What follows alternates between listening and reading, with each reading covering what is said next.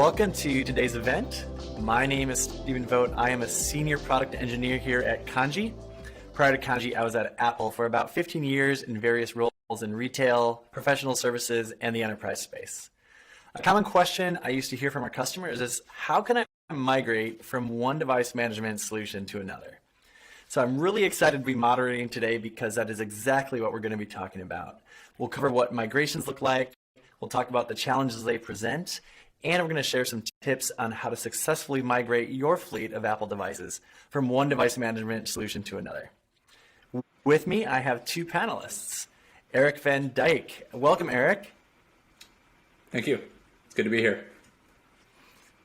Awesome. Eric acts as the IT Growth and Technical Support Manager at Vidyard, a fully remote 300-plus employee SaaS organization. He's worked with the company since 2019, and through his 6-year career in IT, Eric has managed several MDM deployments in industries such as SaaS, managed services, and manufacturing. Jim Quilty, welcome. Thanks, Stephen. Nice to be here. Yeah, Jim has worked with and managed Apple products for the last 19 years, including many MDM migrations as an engineer for an Apple-focused managed service provider. Jim currently manages the solutions architecture team here at Kanji, who primarily provides technical knowledge and migration support to new clients. Welcome, guys. So I just want to start by setting the stage. Migrating from one device management solution to another can really be daunting, and you've both been through it. Maybe, Eric, let's start with you. Could you tell us just at a high level what the typical Mac migration process looks like? Yeah, absolutely. So at a high level, I'm going to agree that migrations are pretty tricky. I've been through a few, and each time that we've done it, it's for me involved a planning and a testing stage. Then we have sort of the building documentation and building guide stage. A test rollout. I always like to do a test rollout with a small group of highly technical users to really make sure that we haven't missed anything, make sure our documentation's good, and gather feedback. And then the actual rollout itself, which is the main event, and then afterwards there's sort of a period of time where you're troubleshooting and fixing issues and troubleshooting things that you might not have expected, and so that usually takes a couple weeks afterwards as well. Yeah, and is it a certain amount of time kind of per device? Is it just real quick, or what would somebody expect for overall time frame? Yeah, so for an organization of our size, with the migrations that I've done in the past, the whole process usually takes I've found about a couple months or so, with the actual deployment process taking a couple of weeks. Sometimes that can go a lot longer if you're working to you have to keep asking folks to install the program and actually complete the migration. That can make the process take a little bit longer, but yeah, usually a good couple of weeks for the full deployment. Awesome. And Jim, I just want to kind of double click and look at a few of those technical details. Obviously, from doing a lot of those migrations, can you kind of dig into what is happening behind the scenes on a migration? What makes it complicated? Yeah, absolutely. Mostly it's that there's a lot of things that have to happen in the right order in order for a successful migration to happen. There can't be more than one MDM on an Apple device at a time, so you've got to coordinate getting the old MDM off and then getting the new MDM on, making sure that there's as little time as possible in that gap where the device is out of management, and then making sure that what applications are going to be installed or potentially uninstalled during the migration. Are there new settings that are going to be applied? Are there old pieces that have to be removed beyond the MDM? So there's just a lot, like Eric said, there's a lot of planning that goes into the migration to make sure it happens successfully. Yeah, and would you say, is there a difference between migration you see on Mac OS and that on an iOS or iPad OS? Yeah, definitely. Depending on things, iOS is almost easier in a way, but that's simply because oftentimes the best way is just to wipe the device and start over, as long as that is viable in the situation, because there's more complexities with Mac OS, but there's also more options. So there's more things that you can do. There's potentially more pieces. With iOS, it's fairly straightforward, and it's more of a coordination thing, I'd say. Just coordinating with your users, basically. Exactly, coordinating with the end users. Got it. And Eric, I just want to kind of maybe pull on one other thread. There's a difference obviously between macOS and iOS, but is there also a difference between when you have maybe a manually enrolled device, meaning the user or the admin is taking that device, enrolled it, maybe using the web or Safari or something like that, or one that's in Apple Business Manager and using automated device enrollment? Mm-hmm. Yeah, absolutely. So I've always found that Apple, automated device enrollment and devices that have been added to ABM are always much easier to migrate or move to a new MDM, especially new devices as well. Like if you're setting up a brand new device, if it's ABM enrolled, it's really, really simple to add that to your MDM. I will say, due to the pandemic situation, we actually had at Vidyard a fair number of devices that were ABM enrolled and a fair number that weren't because we had to buy them from a retail store or something like that. So initially I was a little bit worried about what that would mean for us, but the kanji migration agent actually makes it really, really easy for ABM devices or non-ABM devices in terms of setting it up. And really all I had to do was modify a setup guide we had setup guides for sort of each use case, and just a really slight modification to the second guide basically covered everything. So the process was largely the same for both. So it was made it really easy that way. Okay, awesome. So, with all these technical details, obviously there's a lot going on, right? And so there's bound to be some challenges. Jim, just to kind of pull a little bit more on the technical piece, what do you think are some of the biggest technical challenges that the admin faces when migrating from one MDM or device management solution to another? Yeah, I honestly think that the biggest challenge is how you're going to migrate and looking at all of the different moving parts that come into that. Things like, are your users administrators so that they can approve the actual MDM installation? Is the profile that's there currently even removable by the end user or by anyone, or does it have to be done via the MDM? Are devices always online, or are we in a situation where we have a lot of laptops, work from home situations now where the device might be closed for a certain amount of time? So is it going to receive those commands? Am I going to have to physically touch all of these devices in order to get them migrated? So those are probably the biggest challenges that I've faced in the past myself migrating. Yeah, and maybe a detail just for our viewers. Is there any way to do the migration, 100% silently for the user? There is not today. There used to be on older versions of Mac OS, but since 10.13, Apple has implemented something where the end user has to approve MDM installation if it's not going through automated device enrollment during Setup Assistant.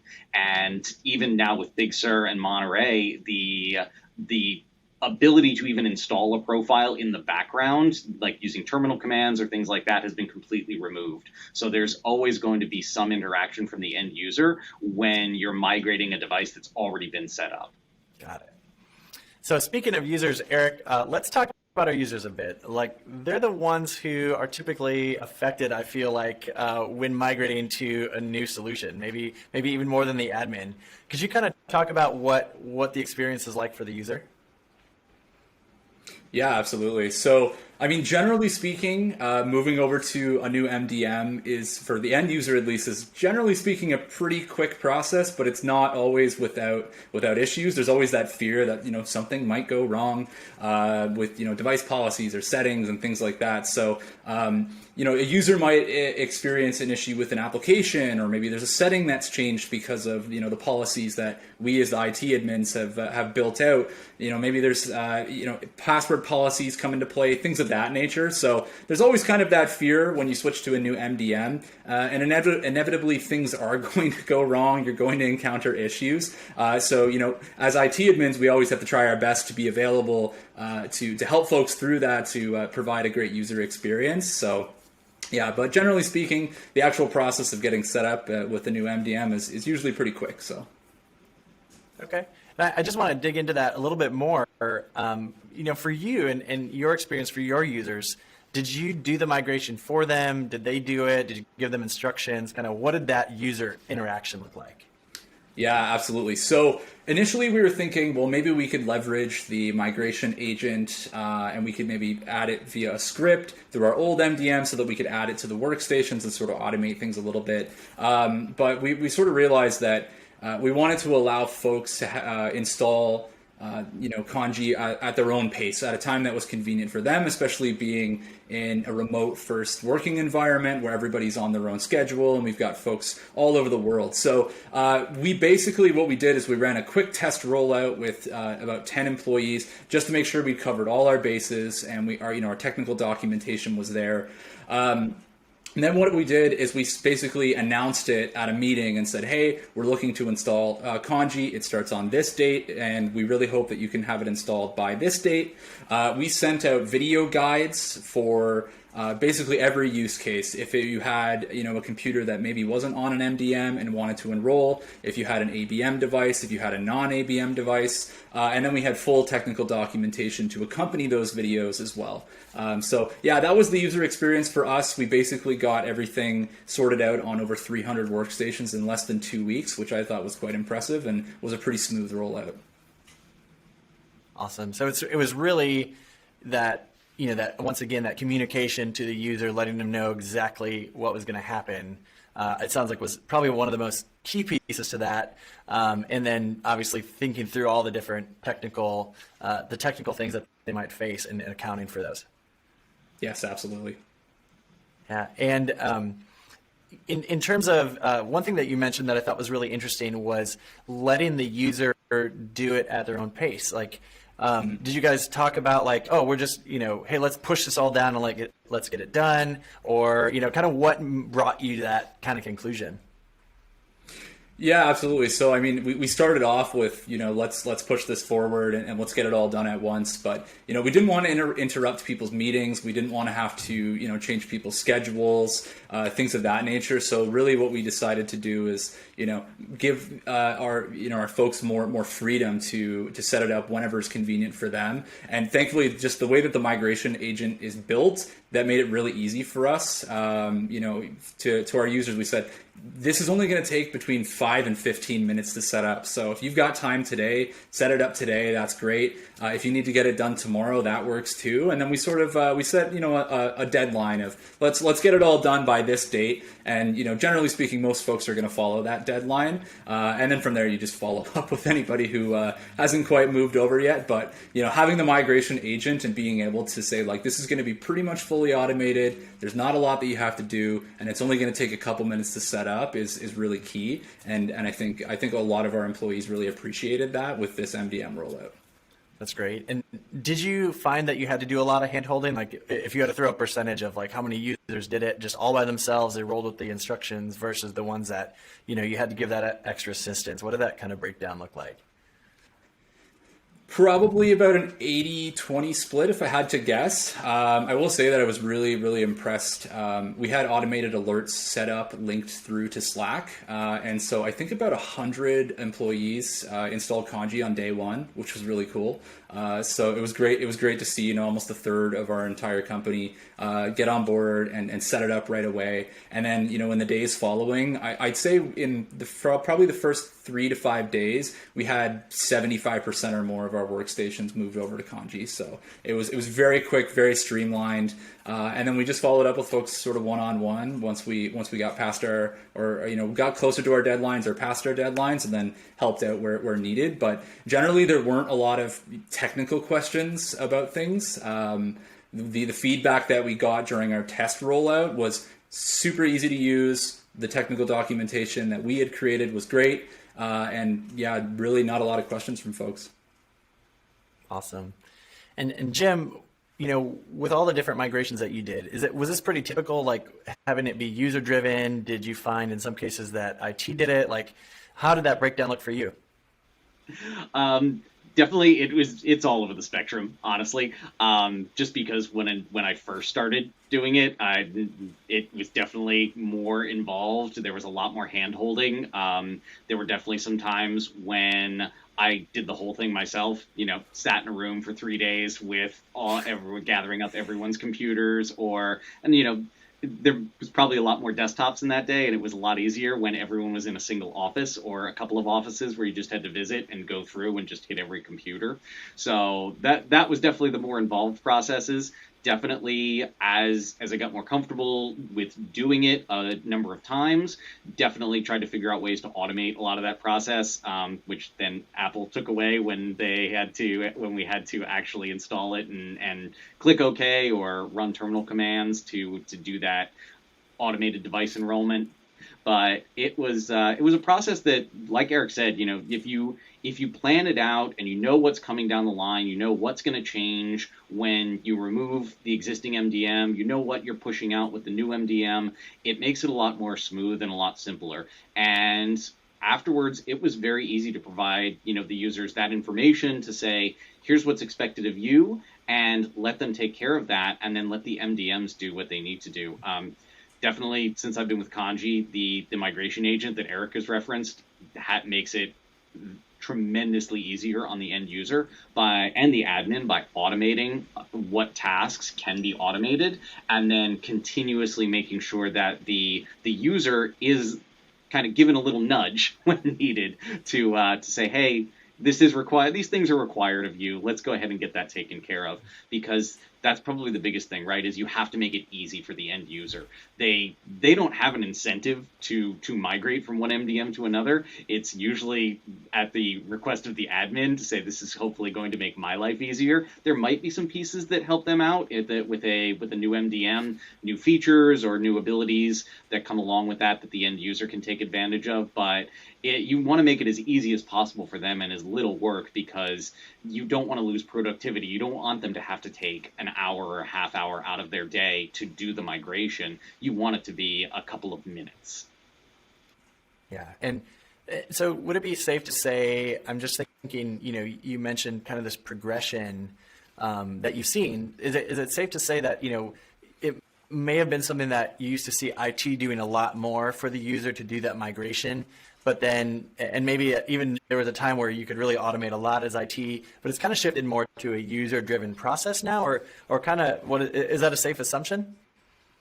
Yeah, I'd say that's a very safe assumption, just because there has to be that user involvement now. So IT can't really do it for them. They might need to be involved at some stage, but we try to make it as easy as possible for them so that they don't have to necessarily have to jump through a bunch of hoops, right? We don't want to have to say, okay, I need you to go and do these 10 different tasks. We want to say you need to do about 3 different things, and hopefully that's all that they have to do.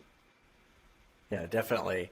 And if the user is left in charge of that, and it may be nudged by IT, what would make them want to migrate? Like, I'm just thinking as a user, I may think to myself like, oh, I don't want to go through that work. Like, I'm getting my job done just as is. Why should I enroll into this other system? Or why should I enroll in the first place? Or why should I have a device that's managed? Big Brother's watching, right? Like, how do you encourage the user to actually migrate? Like I said, make it easy. Make it something that is not hard at all, that they can do on their own time, and that it's going to be easy, and give them that incentive that this is not anything that takes any time from you. It's just something that we need to do. I ask Eric how what his experience was to getting his users to migrate. Well, Eric, what was your experience? So, yeah. I mean, there's sort of the features and the benefits, and selling those. That's one thing that I think we did a great job of. My team was really making sure that everybody was aware of what the new MDM, of what Kanji was, and what it could do for us, and how it was going to help us. We had a lot of people really excited about it, and everyone was on board before the process, so that helped. But if you get to the point where you're following up with folks and they're not really getting back to you, that's when you sort of have to bring in the, we need this for security and audit purposes. And then that sort of changes, that sort of changes things for folks, and they go, oh, we really do need to get this set up right now because it is imperative for these reasons. So I find that's always a really good one to bring up if folks sort of aren't getting back to you in a timely manner, is to just remind them that, it is something that we need to have for these reasons. And then usually folks will go, oh, I'm so sorry. And then they'll get switched over to it right away. So I find that helps from time to time. Yeah, and Eric, is there any way, like, did you guys like do anything to also, I'll say, like, entice your users? Did they get anything as part of enrolling? I know sometimes we used to call that a carrot, right? Like, what's the carrot you're giving them? The stick is like the forcing function, right? But the carrot is, hey, here's this cool thing you get if you enroll. Yeah, so I don't know necessarily what the carrot was. We really tried to showcase how versatile self-service could be. I know Kanji has a lot of auto apps and a lot of apps in the library. But one thing that my team did is we sort of polled all of the various teams across the organization and said, if new folks are joining your team tomorrow, what tools would they need? And then we started adding in custom apps for all of those. So that was one of the things that was really helpful. And then the other one was, hey, if you ever need to upgrade your computer, we're going to be able to automate a lot of that for you, and it's going to streamline things for you. So people were just excited about that, and they wanted to see new people joining their team succeed and be set up for day one. So that got a lot of people really excited. Also, we did show the kanji. There's a great video that Kanji has on the YouTube channel. We showed that at a sort of an all hands meeting, and that sort of got everyone fired up about kanji. So it was probably the most excitement for MDM I've ever seen. We were excited about it, as IT folks, but everybody else was on board right away. So that made it a lot easier. I love it. That's how I explain to my family what I do. So yeah, that video has paid dividends so many times. So no, that's great. Yeah. So that's an excellent idea. Essentially using self-service to kind of entice your users of like, hey, you get to get these apps, and hey, if you're a user that loves the latest and greatest OS, this can help you out. I think those are excellent incentives. So now I want to kind of shift to keys to success. We've talked about kind of what is involved in migration, some of the technical aspects, why it's complicated. And now I want to kind of spend some time on really kind of mitigating those challenges. So Eric, what could an admin do ahead of time to really mitigate those challenges that we talked about? Yeah, so my sort of philosophy with it is test everything and then test everything again.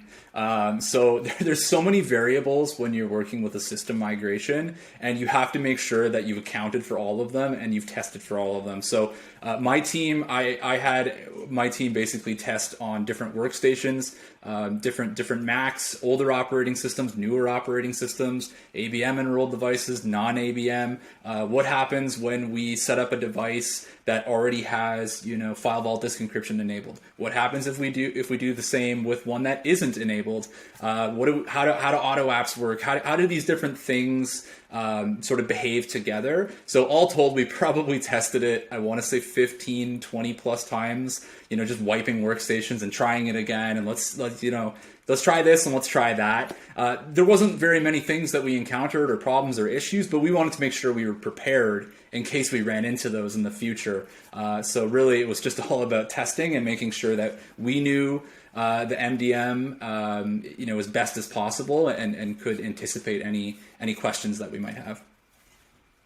Awesome. And you already kind of touched on this a little bit in terms of the planning. So really a big part of that is the testing component. Was there any other planning that you had to do to kind of ensure that successful migration? Yeah, absolutely. So, I mean, I've touched on some of these so far, but I think timelines was a big one for us, and making sure that we knew when we were announcing things, what we were announcing, when our deadlines were going to be, what our time frames sort of looked like for that. And then I also had a checklist that we sort of went through, asking questions like, is our documentation easy to understand? Are our video guides clear? Are they concise? Do they make sense? Where do users report problems? If there's an issue, generally speaking, we want to see tickets, but that can get a little overwhelming if you have, 100 people asking you just really quick, easy questions. So we wanted to make sure we had a space available. We used the Slack channel for the rollout to make sure that if someone had a really quick question for us, we could just answer it right then and there.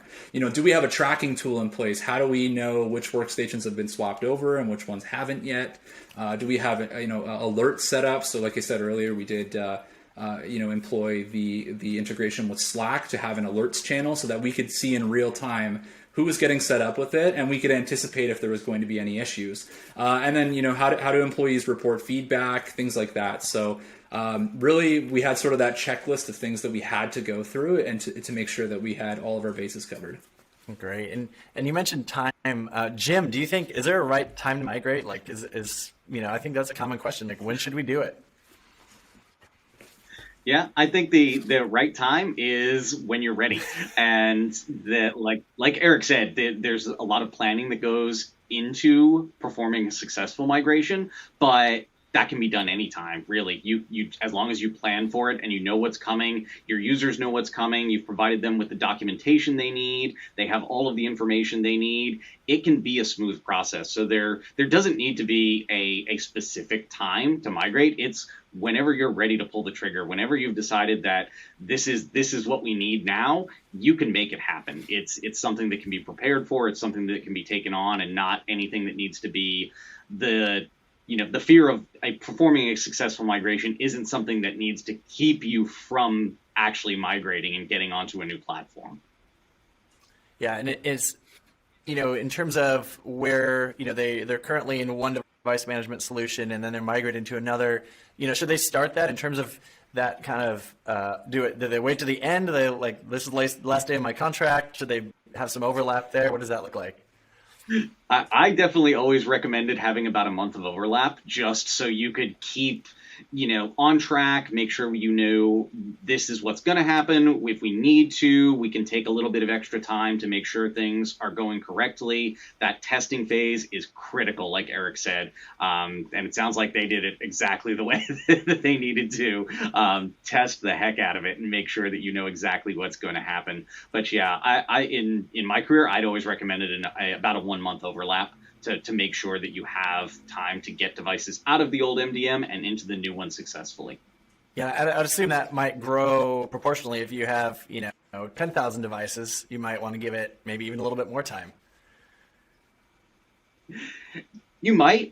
We've definitely migrated a few thousand devices in a very short amount of time. Like Eric said, it's the testing. It really is the biggest phase, especially with the tools we have at Kanji. We can migrate devices very, very quickly once you're ready to actually pull the trigger. Got it.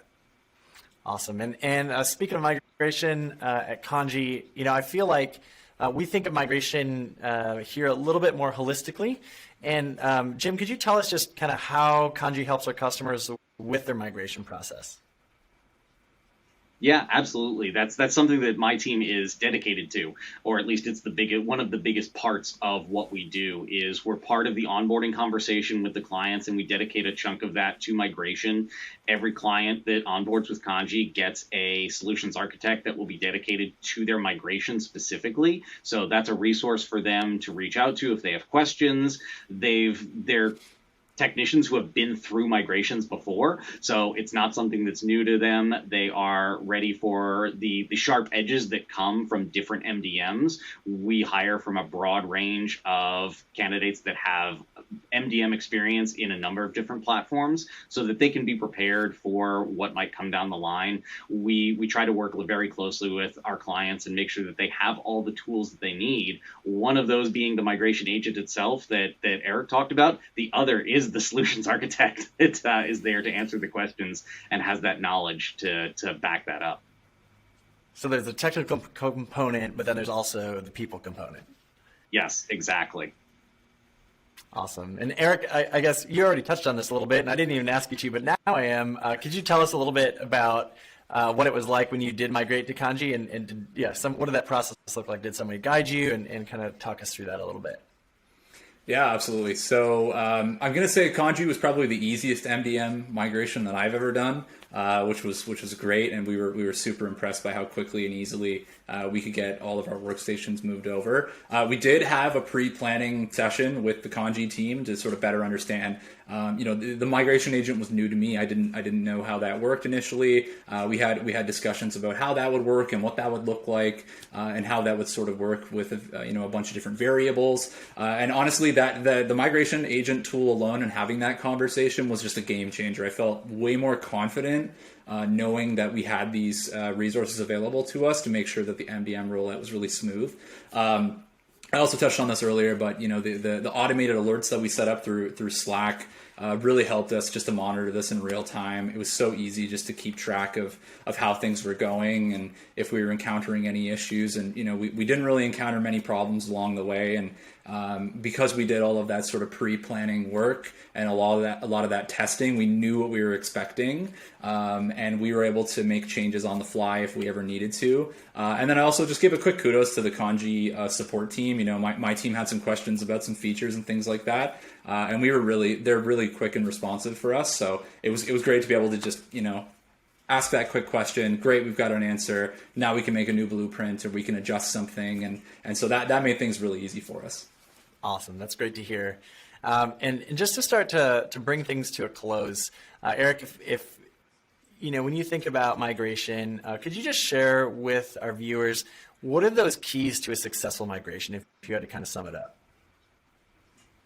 Sure. So I'll boil it down to sort of like three key areas. So number one is planning. We've talked about that a lot in this panel already. Is make sure you've tested and planned for everything. Communication, making sure that your users have a clear understanding of the process, how it works, why it works that way, when it's taking place, and sort of what they can expect. One thing I'll say is that the video guides that we created and the knowledge base articles that we built, I think were tremendously helpful for our end users to really get a visual of what it was going to look like. And then finally, support. Have your team on standby and have them, your team on standby and ready to help troubleshoot, to answer questions, to fix issues on the fly. Sort of for us, the migration week, we were all available and just ready, just keeping an eye on things to make sure that everything was going smoothly, and it did. But being able to be there to support is super, super helpful. So yeah, those are the three things that I think you really need for successful migration, and it'll go super smoothly for you. Jim, very similarly, what would you tell someone embarking on a migration for the first time? Definitely kind of what Eric said a lot, which is planning is the biggest part. What you've got to know what's coming down the line, what's going to happen, and test the heck out of it. But don't let a process that seems really complex to start with be the reason that you don't move to a tool that might be a better solution for you. With the right planning and knowledge and the right people behind you to provide that knowledge, you can make a process that seems really complex a lot simpler. Awesome. Thank you both. I think we learned a lot from you today. We learned the importance of planning, communicating, and supporting your users. I just want to thank everybody for joining us today. I hope you found this event to be enlightening and that you gained some valuable insight. I want to especially thank Eric and Jim, our panelists. If you are interested in trying kanji, I invite you to go to kanji.io/start to get started. And I encourage you to ask our team how it can help you with your device management migration. Thank you all, and we will see you next time.